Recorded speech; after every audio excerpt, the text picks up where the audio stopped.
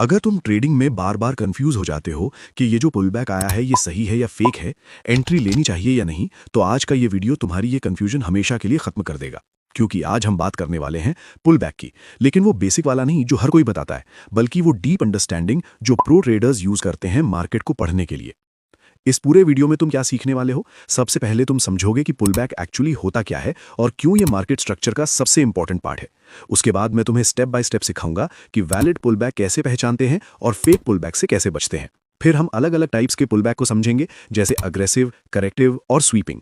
और सबसे इंपॉर्टेंट, मैं तुम्हें बताऊंगा कि इन पुलबैक्स पर ट्रेड कैसे लेना है, कहाँ एंट्री करनी है, कहाँ स्टॉप लॉस लगाना है और कहाँ टारगेट रखना है। अब सबसे पहले एक चीज अपने दिमाग में क्लियर कर लो, अगर तुम्हें सही पुलबैक पहचानना नहीं आता तो तुम कभी भी मार्केट में कंसिस्टेंसी नहीं ला पाओगे, क्योंकि पूरा गेम ही इसी पर टिका है। ट्रेंड कंटिन्यूएशन हो, रिवर्सल हो या ब्रेक ऑफ स्ट्रक्चर, हर जगह पुलबैक का रोल होता है। अब सिंपल लैंग्वेज में समझो, पुलबैक क्या होता है।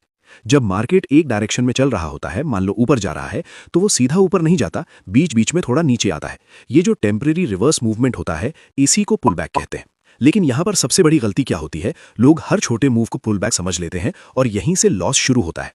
अब तुम्हें समझना है कि हर पुलबैक वैलिड नहीं होता। कुछ पुलबैक सिर्फ ट्रैप होते हैं जो ट्रेडर्स को फंसाने के लिए बनाए जाते हैं। अब मार्केट की मूवमेंट को अगर तुम सही से देखोगे तो तुम्हें पता चलेगा कि हर मूव 3 पार्ट्स में होता है। पहला इंपल्स यानी स्ट्रांग मूव, दूसरा करेक्टिव मूव यानी पुलबैक और तीसरा कंटिन्यूएशन यानी फिर से ट्रेंड में मूव। अब अगर तुम करेक्टिव मूव को सही से पहचान लेते हो तो तुम बहुत हाई प्रोबेबिलिटी ट्रेड पकड़ सकते हो। अब एक एग्जाम्पल से समझो, मान लो मार्केट बुलिश है, लगातार ऊपर जा रहा है और फिर अचानक थोड़ा नीचे आता है। अब तुम्हें चेक करना है कि ये मूव वैलिड है या नहीं। वैलिड पुलबैक की सबसे पहली कंडीशन क्या है? प्राइस को पिछले कैंडल के लो को ब्रेक करना चाहिए या उसकी लिक्विडिटी को स्वीप करना चाहिए। अगर ऐसा नहीं होता तो वो वैलिड पुलबैक नहीं है, वो सिर्फ कंटिन्यूएशन मूव है। अब यहां एक बहुत इंपॉर्टेंट बात समझ लो, कैंडल का कलर मैटर नहीं करता, रेड या ग्रीन से फर्क नहीं पड़ता, फर्क पड़ता है स्ट्रक्चर से।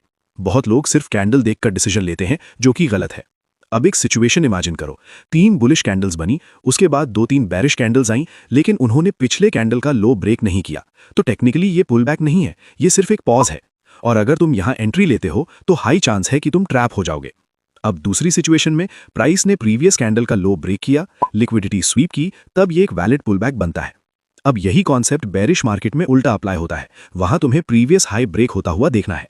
अब धीरे धीरे तुम्हें समझ में आने लगेगा कि मार्केट सिर्फ रैंडम नहीं चलता, हर मूव के पीछे लॉजिक होता है। अब जब तुम वैलिड पुलबैक पहचानना सीख जाते हो तो अगला स्टेप आता है ब्रेक ऑफ स्ट्रक्चर। मतलब जब पुलबैक कंप्लीट होता है, उसके बाद प्राइस जब प्रीवियस हाई को तोड़ता है तो हमें कॉन्फर्मेशन मिलती है कि मार्केट फिर से उसी डायरेक्शन में जाने वाला है। अब यहां पर हमें एक इंपॉर्टेंट चीज मिलती है, ऑर्डर ब्लॉक या डिमांड जोन।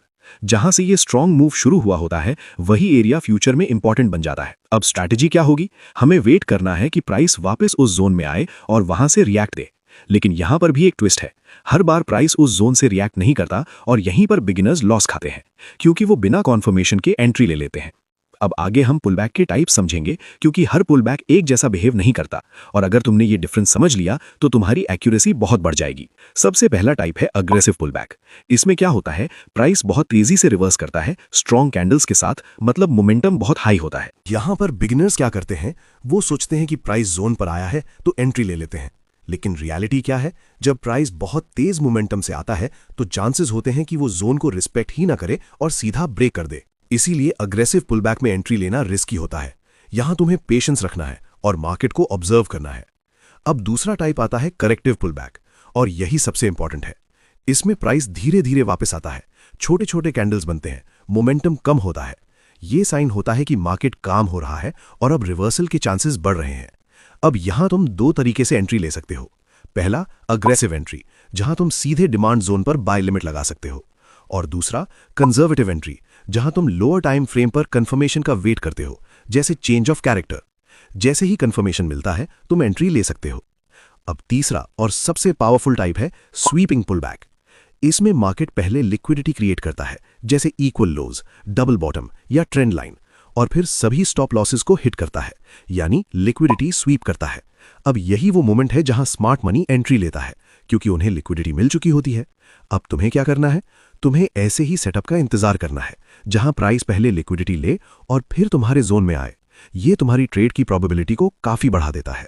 अब हम बात करते हैं उस लेवल की जहां से एक्चुअल अर्निंग शुरू होती है। क्योंकि कॉन्सेप्ट समझ लेना अलग बात है और उन्हें चार्ट पर अप्लाई करना अलग, और यहीं पर ज्यादातर लोग फेल होते हैं। इसीलिए अब जो मैं बताने वाला हूं उसे ध्यान से समझना और प्रैक्टिकली अप्लाई करना। मान लो तुमने चार्ट खोला और तुम्हें दिखा कि मार्केट डाउन ट्रेंड में है, लगातार लोअर हाइज और लोअर लोज बन रहे हैं। इसका मतलब सेलर्स कंट्रोल में है। अब तुम्हारा काम सिंपल है, तुम्हें सिर्फ सेल साइड के मौके ढूंढने हैं, बाय नहीं करना है। ये छोटी सी क्लैरिटी ही तुम्हारे हाफ लॉसेस खत्म कर देगी। अब इस डाउन ट्रेंड में तुम्हें क्या देखना है? तुम्हें देखना है लास्ट इंपल्स मूव, यानी वो स्ट्रॉन्ग मूव जहां प्राइस ने प्रीवियस लो को तोड़ा। वहीं से तुम्हें पोटेंशियल सप्लाई जोन मिलेगा जो आगे चलकर एंट्री पॉइंट बन सकता है। अब जैसे ही प्राइस वापस ऊपर की तरफ आता है, यहीं से तुम्हारा ऑब्जर्वेशन शुरू होता है, क्योंकि हर पुलबैक ट्रेडेबल नहीं होता। अब सबसे पहले तुम्हें चेक करना है कि ये पुलबैक वैलिड है या नहीं। और जैसा हमने पहले सीखा, वैलिड पुलबैक के लिए प्राइस को प्रीवियस कैंडल का हाई ब्रेक करना होगा या लिक्विडिटी स्वीप करनी होगी। अगर ये कंडीशन पूरी नहीं होती तो तुम कुछ नहीं करोगे, बस ऑब्जर्व करोगे। अब मान लो प्राइस ने प्रॉपर वे में पुलबैक बनाया, हाई ब्रेक किया, लिक्विडिटी स्वीप की। अब तुम्हें नेक्स्ट कॉन्फर्मेशन चाहिए और वो है ब्रेक ऑफ स्ट्रक्चर। मतलब जब प्राइस वापस नीचे जाकर प्रीवियस लो को तोड़ता है, तब हमें कॉन्फर्मेशन मिलती है कि ट्रेंड अभी भी स्ट्रांग है और कंटिन्यूएशन पॉसिबल है।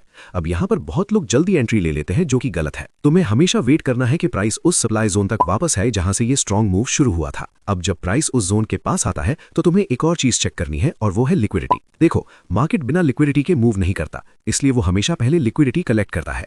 अब तुम्हें चार्ट पर क्या देखना है? इक्वल हाइज, डबल टॉप या ट्रेंड लाइन, ये सब लिक्विडिटी जोन्स होते हैं। अब जैसे ही प्राइस इन लेवल्स के पास आता है, हाई चांस होता है कि वो पहले इन्हें स्वीप करेगा, यानी उन ट्रेडर्स के स्टॉप लॉस हिट करेगा जिन्होंने यहां एंट्री ली है। और यही मोमेंट होता है जहां स्मार्ट मनी एक्टिव होता है।